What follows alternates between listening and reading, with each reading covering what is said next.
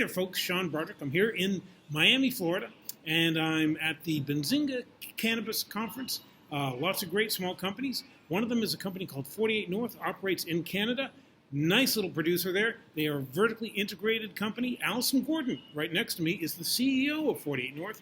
Now, this is a company that subscribers in the U.S. may not be familiar with, but they're very well known up in Canada. She's going to give you the scoop on the company, what they're doing now, and what they plan to do in the future. Thanks, Sean. Sure. Okay, yeah, I mean, you've kind of hit the nail on the head. We're a vertically integrated company, so that means we grow, we extract, we manufacture products, and we sell and distribute them into different provinces in Canada. And I think what you and I were just talking about is the Canadian market is a good market for investors because it's a solid market, meaning we can do banking, we sell to the provincial governments, so these are, as I said, AAA rated people who pay their bills, which you is... actually get paid by the Canadian government Yes. every month, as opposed to, well, we've heard about some U.S. companies that have come up kind of short, right? Yes. And what I think is challenging for sure for everybody, including investors, is looking at the revenue numbers in Canada and even in the U.S. and going, well, I don't understand it. And I think this is why what you're doing is so interesting, because there are those companies that have cash in the bank, that are selling products, that have those relationships, distribution and sales, and are just, over the last 8 months, been scaling to be able to get those revenues up. So it's not about, people still want weed.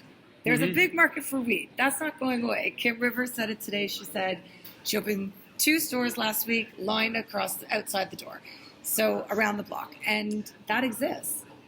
Kim Rivers is the CEO of Truly, which is in our portfolio, and so you folks own that one already. Great. And great company, cult-like following. I have been to Truly stores, very, very nice. Yes. But one thing that kind of sets your company apart, or at least this is the way I look at it, is that we saw many of these bigger Canadian companies make big promises, so their share prices rose up, but they're racing to actually fulfill those promises, overspending on like greenhouses, high growing costs. You have an indoor grow facility, you have an outdoor grow facility, and manufacturing facility. And you're actually able to keep costs down. Yes. So this is a really good point, which is you can't put a blanket over the Canadian cannabis industry or companies or any of them, right? We are not running 16 facilities, spending $50 million a month. We have a very focused business. Can I tell you that the Canadian market will be good for a company that needs to do $5 billion in sales to meet their market cap?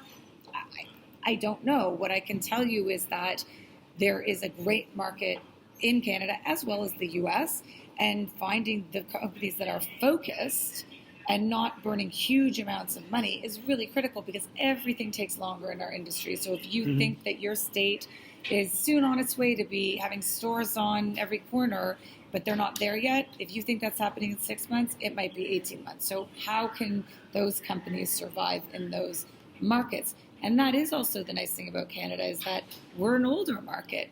So the kinks are getting worked out. The government wants to see success. We also have we made a few U.S. acquisitions in the fall, so I do understand the nature of the U.S. business.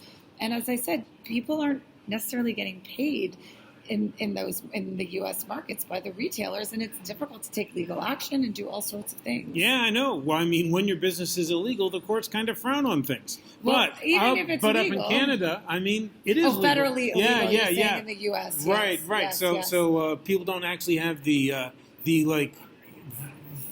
they can't use the federal courts down here as a course of action for a remedy for a lot of problems. That is one of the things that certain bills in Congress are actually trying to work out right now. For sure. And we will see the Safe Banking Act pass maybe, hopefully, and that is really, really critical. I can't imagine what it is not to be able to bank, right?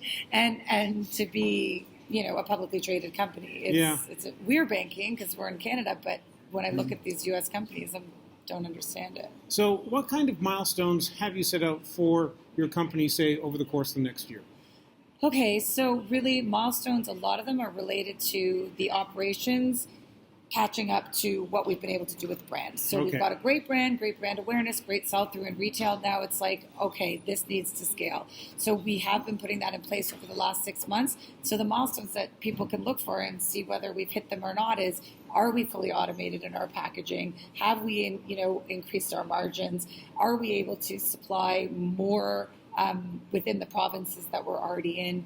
Those, I think, are our biggest milestones, and continuing to grow our brand to be one of the most admired in Canada. We've set that as our goal. 48 North, we want to be the most admired brand in Canada because, we're real. We're keeping it real. Excellent. What is the stock symbol of So the stock symbol is NRTH. We trade on the TSXV.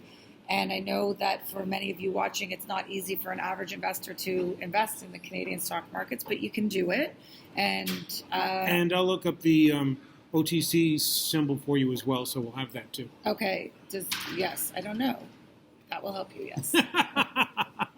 I'm like, I should know these things. What is these symbols? But yeah, I think that's definitely for investors looking at a federally legal market. There's just more safety measures in place there. Okay. Is there anything you'd like to say before we go? No, just hi to everybody and saying, I think, Sean, that what you're doing is amazing. Thanks. Well, another fascinating company. We hear a lot of tears from north of the border, but this is a company that's actually making it work, which shows you can't paint with too broad a brush. Never. Because if they have the right goals and they fulfill those goals, things can actually work out. That's what we're seeing here. Focus, focus, focus, focus. Yes. You cannot be everything to everyone. Nobody can. All right. Thanks very much for speaking to my viewers. You folks stay tuned. This is Sean Broderick in Miami.